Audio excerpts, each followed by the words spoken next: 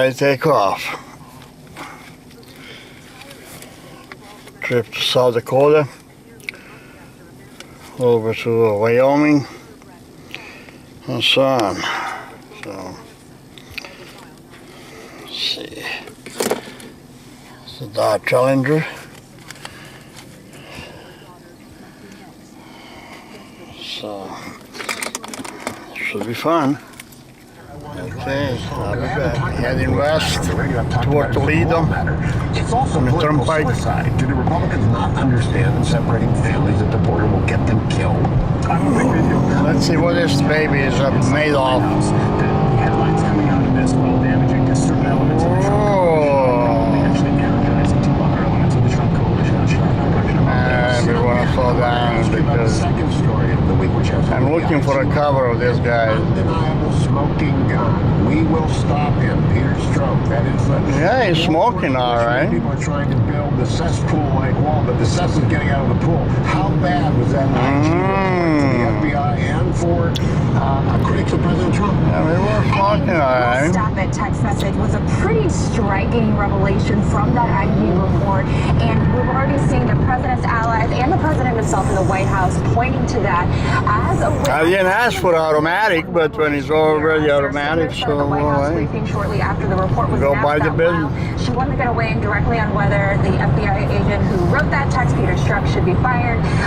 It's pretty assumed. It can be assumed that the president thinks he should be gone, and we have the IG report gives a lot more ammunition to the president's allies to kind of discredit looking at that text, to just kind of discredit the whole investigation together. But I do want to point out the president insisted on Friday morning that the IG report does exonerate him. That is not accurate. That the report itself did not weigh in on that.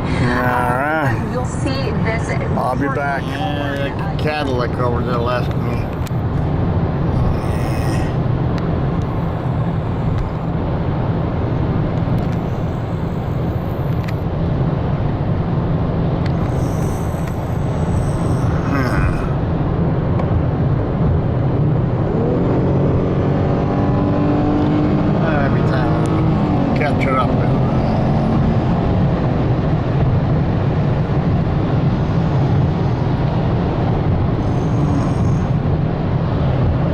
Catch her up, well, nothing more than that. That's all.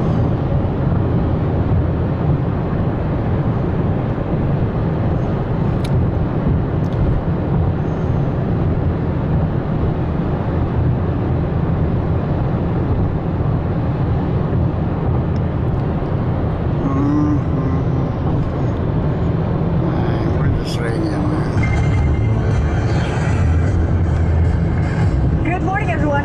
Here at MSNBC World Headquarters in New York, where it's 9 a.m. here in the East and 6 a.m. out west. And here's what's happening right now. Pardon me? President Trump's lawyer, Rudy Giuliani, clarifying remarks about who might get a pardon after the Mueller probe is finished. And it comes on the day the president's former campaign manager is jailed. I'll be back. Mora de zaspo je, but...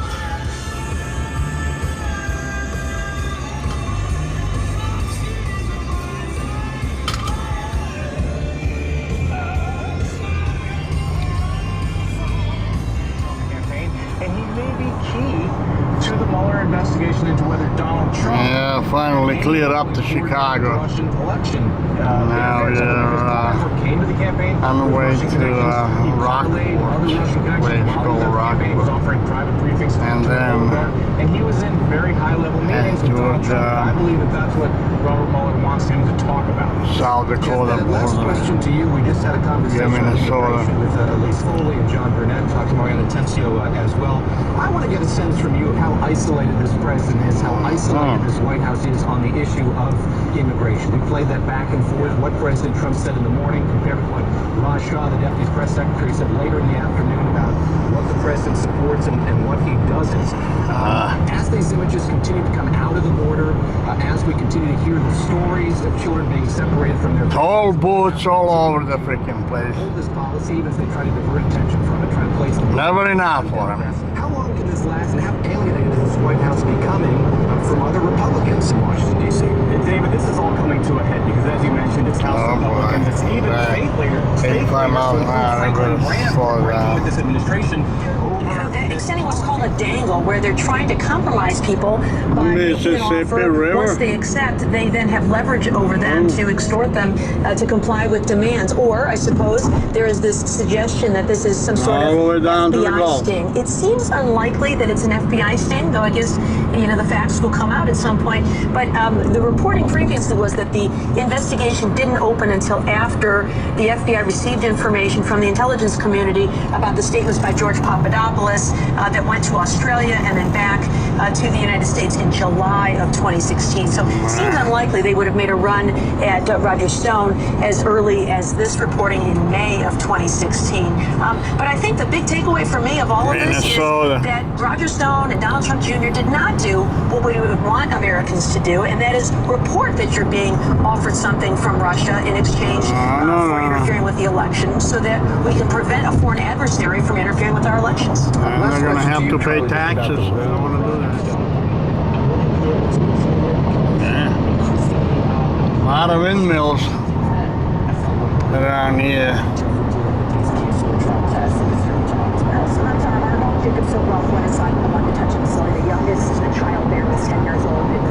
It was a lot more. I forgot to hold the camera. I was recording on the phone to send somebody.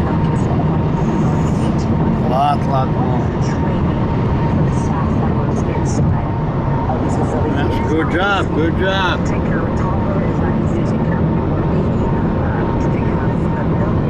Good job, Minnesota.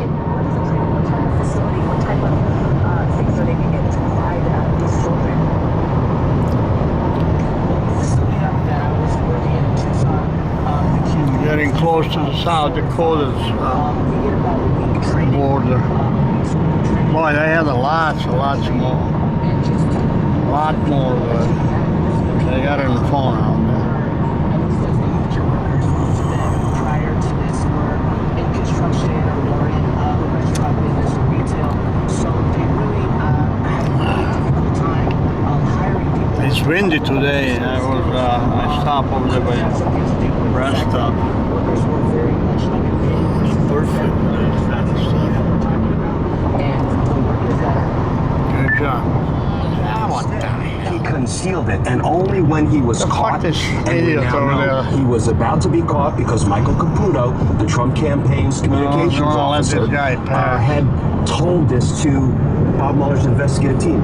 So Roger Stone was about to be caught red-handed. So what does he do? Now you're gonna let me back on. You know what? It was an FBI setup. Well, if he believed that, that's what he would have told the House Intelligence Committee. You know, Roger Stone, he may very well end up having a Fifth Amendment privilege of self-incrimination in a court of law.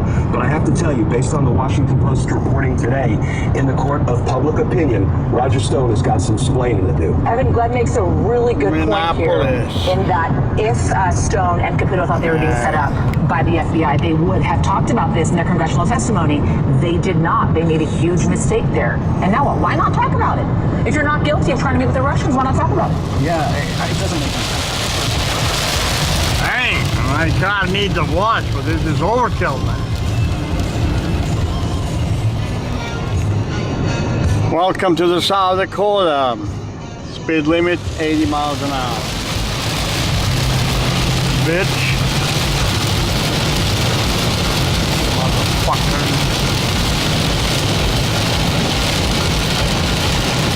I know it's a free wash, but too heavy, man.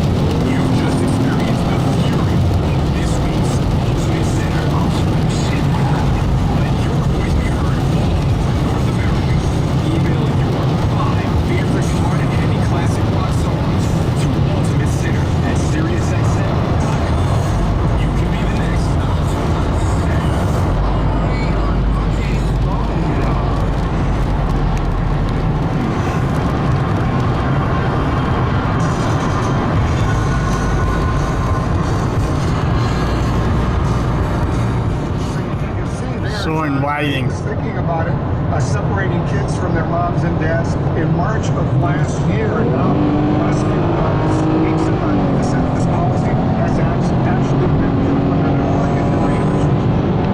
Well, you heard the then Secretary talk about deterrence. I think what concerns me is that far too often I think we overestimate our ability to deter people who are fleeing wars and violence and poverty from trying to find a better life for their families. In my experience, both working on border issues at DHS and ICE, I will tell you that I found there's very little we can do that is worse than what people are going through. You got to remember, they did everything they have with smugglers. They take a very dangerous route up to Mexico to the United States border. But the desire and the desperation is so great that I found there's very little we can do on this side to actually stop them from John Sack, my thanks so much for joining us. Just a short time now, maybe 130 miles an hour.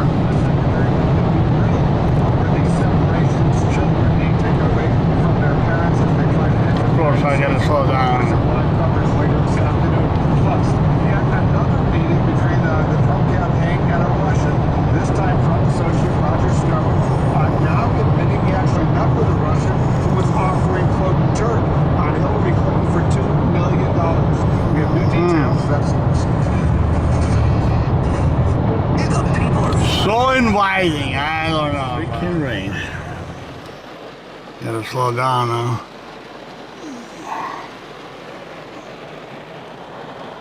It's the rest stop here. Let me fire up.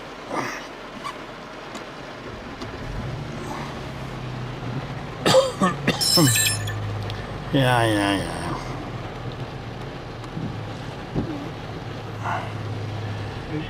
Into Hillary Clinton's use of a private email server. Oh, I got a traction control. When asked whether he had heard about the FBI's reopening of the email investigation, Giuliani said, "Did I hear about it? You're darn right I heard about it." He went on to say, Alright, I gotta start heading honestly, to tell you the truth, I thought it was going to be 3 Rapid City. And it's incumbent on all of us, journalists and citizens alike, to call it just that.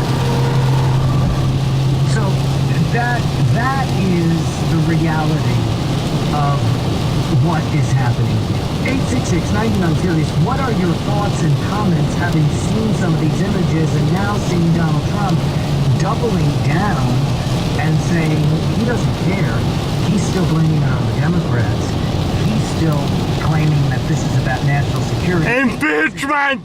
We'll take more of your calls when we come back in a couple of minutes.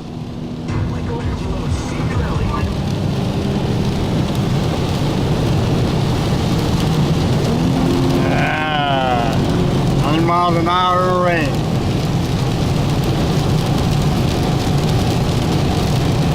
I drove my car. It's only 4-cylinder, 1.6 liter.